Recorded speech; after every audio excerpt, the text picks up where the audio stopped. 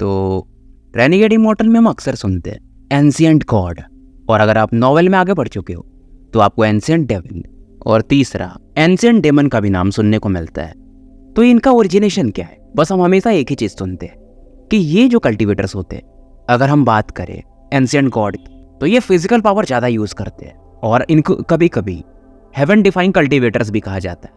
और वांगलिंग को ये विल यहीं से मिली थी, एंशिएंट गॉड से। और जितना कि हमने नॉवल अभी तक कवर किया है 1000 के आसपास, वहाँ पर बस हमें काफ़ी मिस्टीरियस लगता है यार, ये एंशिएंट गॉड है कौन? क्योंकि अगर आप देखोगे तो न तो ऑल हेवन में और न तो अलायंस में जो लोग हैं ज़्यादातर उन्हें एंशिएंट गॉड के बारे में पता है। तो कहानी शुरू होती है बहुत लाखों साल पहले। हालांकि वो लोग अभी भी एग्जिस्ट करते हैं बट इस दुनिया से बाहर हैं। अब इस दुनिया के बारे में मैं ज़्यादा नहीं बताऊंगा, मतलब जैसे ऑल हेवन है, अलायंस है, आगे अब अगर जाओगे तो विंड क्लैन है, मतलब उन लोगों का एक अलग स्टार सिस्टम है, ऐसे करके बहुत सारे स्टार सिस्टम है। फिर इनके ऊपर मतलब ये कहाँ पे है, ये लोग सील्ड रियल में आते हैं, फिर वैसे एक आउटर रियल में, फिर उनके ऊपर और भी हायर लेवल के लैंड मासेस है। जैसे कि आप किसी छोटे से गांव में रहते हो, वो गांव किसी शहर में है, वो शहर किसी राज्य में होगा, वो राज्य किसी देश में आता होगा यानी कंट्री में, और वो कंट्री कहीं कॉन्टिनेंट में आता होगा। जैसे कि हम लोग एशिया में आते हैं और वो कॉन्टिनेंट जैसे एशिया है वो अर्थ के अंडर में आता है। तो वैसे ही रेनिगेड इमॉर्टल का जो कॉन्सेप्ट है, मतलब यहाँ के जो लोग हैं, जो लैंड मास है, वो अलग अलग लेवल्स में डिवाइडेड है। तो वांगलिंग वगैरह का जो वर्ल्ड है ये आता है इमॉर्टल एस्ट्रल कॉन्टिनेंट के अंडर में। इमॉर्टल एस्ट्रल कॉन्टिनेंट में दो सबसे पावरफुल क्लैन है, पहला है एंशिएंट क्लैन और दूसरा है सेलेस्टियल क्लैन। अब क्योंकि आज हम सेलेस्टियल्स के बारे में बात नहीं करने वाले तो इसे छोड़ते हैं और एंशिएंट क्लैन पे बढ़ते हैं।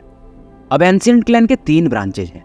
एंशिएंट क्लैन आप एंशिएंट ऑर्डर भी कह सकते हो या एंशिएंट वन भी कह सकते हो।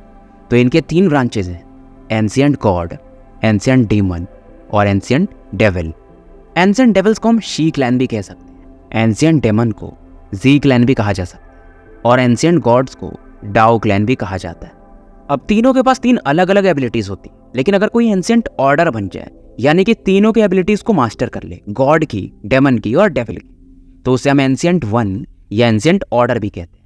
लेकिन ये जो लोग हैं, ये जो एंशिएंट क्लैन है, ये बहुत बाहर की चीज हो गई। क्योंकि अगर आप देखो तो वांगलिंग कहाँ पर है, अलायंस और ऑल हेवन में घूम रहा है, जो कि सील्ड रियल्म का हिस्सा है, और सील्ड रियल्म के बाहर में आउटर रियल्म में, और आउटर रियल्म के बाहर में शायद ये एंसेस्ट्रल कॉन्टिनेंट आता है। तो वो लोग इतना अंडर में, मतलब इतना दूर क्या करने आए होंगे, क्योंकि एंसेस्ट्रल जो कॉन्टिनेंट है वो बहुत लंबा है, बहुत बड़ा है, और वांगलिंग वगैरह जहाँ रहते हैं समझ लो वो सुई की नोक के बराबर है। तो चलो कैसे आ भी गए वो लोग, लेकिन फिर खत्म भी हो गए। तो वांगलिंग के वर्ल्ड में यानी अपने अलायंस स्टार सिस्टम में या ऑल हेवन में ये लोग कैसे फैले? तो बात है एक योद्धा की जो कि एंशिएंट क्लैन का बंदा था, उनके डाओ ब्रांच का, यानी कि एंशिएंट गॉड ब्रांच का, जिसका नाम था येमो, और ये रॉयल ब्लड लाइन का था। लेकिन इसकी जो प्योरिटी थी वो बहुत कम थी। तो ये जो केव वर्ल्ड है, मैं एक टर्म मिस कर गया था, केव वर्ल्ड मतलब जो सील्ड रियल में है और आउटर रियल में है, इसे मिलाकर के एक केव वर्ल्ड बनता है। तो यहाँ पर ये बंदा आया था और ये खतरनाक आदमी था, इसने दिमाग लगाया था, और जो शी ब्रांच है और जो जी ब्रांचेस है यानी एंशिएंट डेमन और एंशिएंट डेविल, वो तीनों के टेक्निक को मास्टर कर लेता है। तो ये बन जाता है एंशिएंट वन, यानी कि तीनों के पावर्स वाला।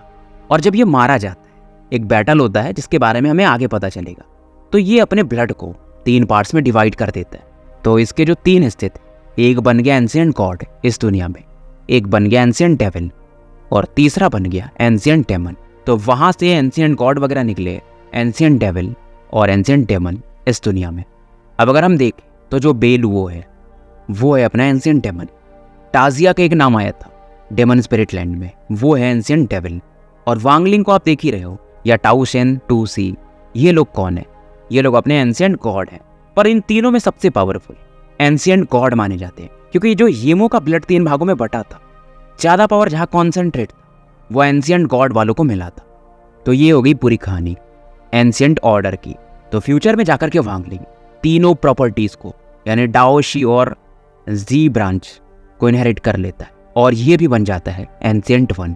उसमें बहुत टाइम है तो उसे हम फिर कभी डिस्कस करेंगे। अगला वीडियो हम बनाएंगे मूविंग में और सेटुना, मतलब इनका एक कनेक्शन है, साथ में जो ऑल सीर हैं वो भी इनसे कहीं ना कहीं जुड़े हैं, जो कि आपको शायद नहीं पता होगा। अगर पता है तो अच्छी बात है। तो मिलते हैं फिर एक नए वीडियो के साथ।